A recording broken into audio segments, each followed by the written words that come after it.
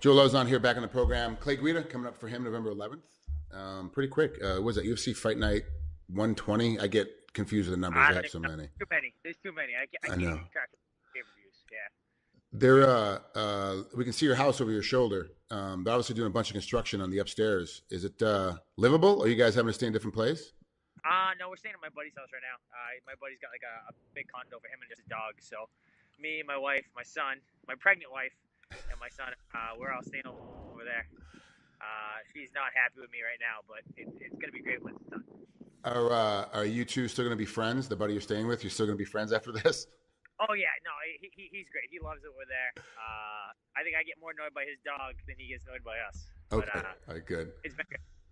So what exactly are they doing on the upstairs?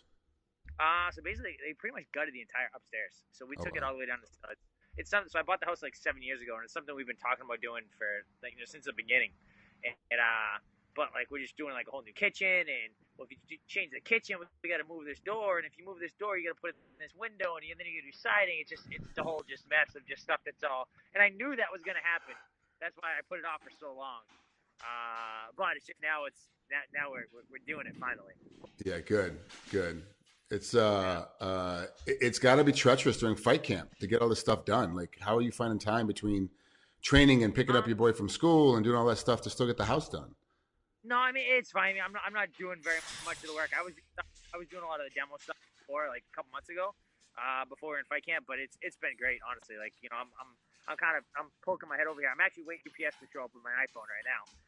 Okay.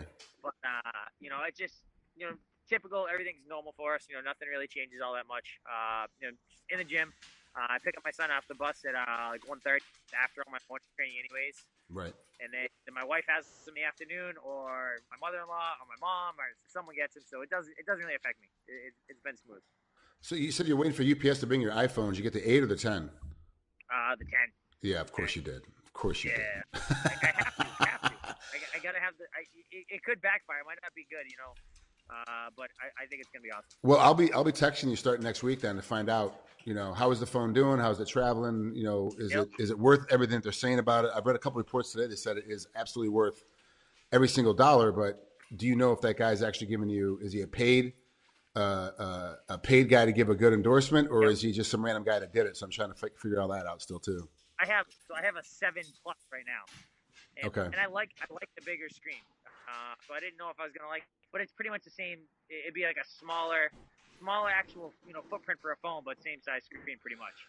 See, I had the 6 Plus before I upgraded to the 7, and I couldn't stand the size. It wouldn't fit in my pocket. It was always kind of falling out of my pocket when I'd sit down because I put it in my back pocket. So I had all these problems with the big phone. So when I went to 7, I had to go just with a regular size screen. Yep. No, so mine's always in my front pocket, and honestly, I pretty much always have my backpack with me. So when I go to the gym, my phone goes in my backpack, and I just don't mess with it. So. All right. Well, enough about your house and the damn phone. I can sit here and talk iPhone all day long. But let's talk about Clay Guida. Clay hasn't changed much throughout his career. He's the same kind of a lot of action, a lot of punching, always in great shape, always seems to be able to come forward. And a lot of times he finds a way to make the judges believe that he's done more work because his hair is always flying all over the place. He's always moving. So it looks like he's doing more work, but he's really not landing all that much, at least especially in recent history. Are you seeing something different when you watch tape on him than I am, or is that kind of the same feelings that you have? No, I mean, I think that's kind of it. I do think he's pretty active, but, it's definitely, I think that the hair works to advantage. I think that, moving his head so much, it's not going to be on, locations is bad and everything like that. Yeah, I think it's going to be tougher, go for guillotine or something like that, more difficult. So there's some things about the hair that kind of factor into it. But overall, I think the same as you. I think it's a lot of output, but not necessarily very efficient output. He's moving for the sake of moving, not moving for the sake of doing. So. Yeah, and it is problematic, especially if it goes to a judge's decision. But I know you're looking for a finish. So obviously he's got good wrestling. He's got good striking. He's decent on the ground. He's able to defend himself pretty well. Did you have to change anything from a submission standpoint to get ready for Clay? I know you may not want to tell us if don't give us the technique or whatever, because I know you're trying to keep your game plan a secret. But did you have to change your grappling style or grappling game for a guy like Clay? Not too much. We tweaked a few things here and there. But the big thing is just with training partners, sparring partners, just guys that we're full blast, full of energy. Second they slowed down at all, rotating something new. So that was like the big thing. I think that with Clay, I don't think that his biggest strength is he's obviously technical, but he's not overly technical. I think it's more so he just blasts you out with cardio and just nonstop motion and nonstop movement. So, I think we gotta be in shape. We gotta be ready to go. You're always in shape, though. You're always ready to go. Like that's the thing about you, Joe. When you show up to fight, it's going to be a fight. It's not going to be you. Yeah. I haven't seen. I mean, maybe I'm wrong. I haven't seen you take a fight off. Like, will you just show up and kind of, I'm going to call this one in a little bit. You always come to fight, and Clay always comes to fight. Did you really have to work that much harder on your cardio to get ready for Clay, since you're already kind of in that space too? So in my last fight against Stevie Ray, like I beat him really, really bad in the first, and then I got really tired for the second and third. And I don't think it wasn't a case of me not being in shape. It was, I was seeing blood, and I was trying to finish, and I just didn't get it done.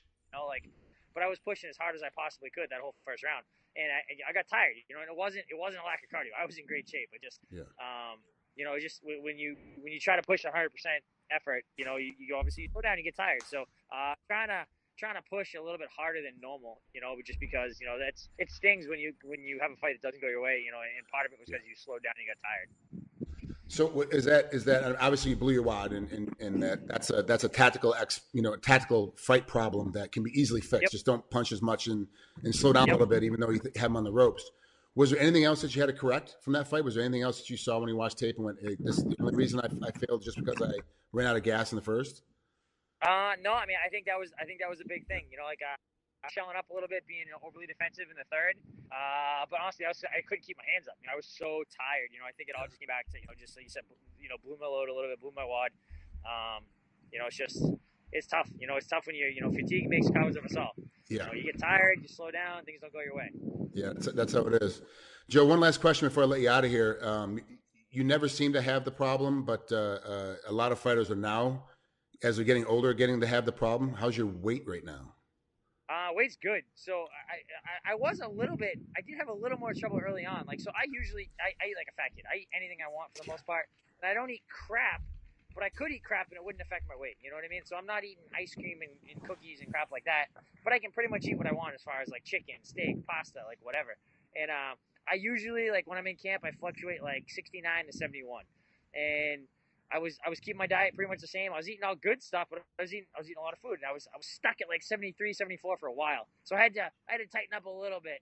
And but now we're back. I'm 68, 69, waking up every day, so we're good to go. I'll stay right here, and we'll cut from there, no problem. Okay. Is your family going to come with you to the fight, or do they stay behind?